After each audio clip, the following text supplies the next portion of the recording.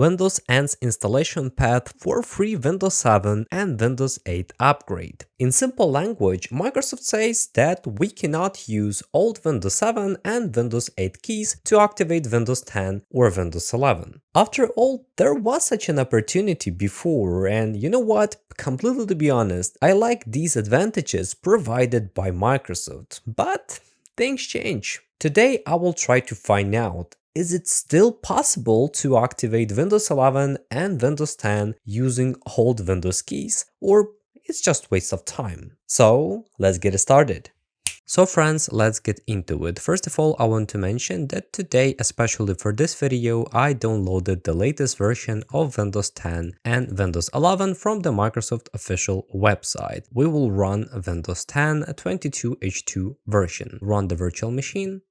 We are in the installation window. I will click next, install now. Now you may see the legendary window where we need to enter our license key. As I previously said, I have such a license key, Windows 7 Pro, and now I will try to enter this key. I hope you understand why I blurred this window. Click on next, install Windows, and then I will show you the version of the Windows and is it really activated. My friends, I successfully installed Windows 10 and let's check the version of the Windows. I will click on the startup menu, click on the system, scroll down a little bit. As you can see, this is Windows 10 Pro 22H2, and if we click on change product key or upgrade your edition of Windows, we see next message, Windows 10 Pro, Windows is not activated. Despite I passed the moment of the activation, everything looks like it's activated, but in the reality, it isn't. Unfortunately, it doesn't work for Windows 10. So let's try to repeat the same process with different Windows 7 key, but I will try to activate a Windows 11. This time we will run Windows 11 22H2.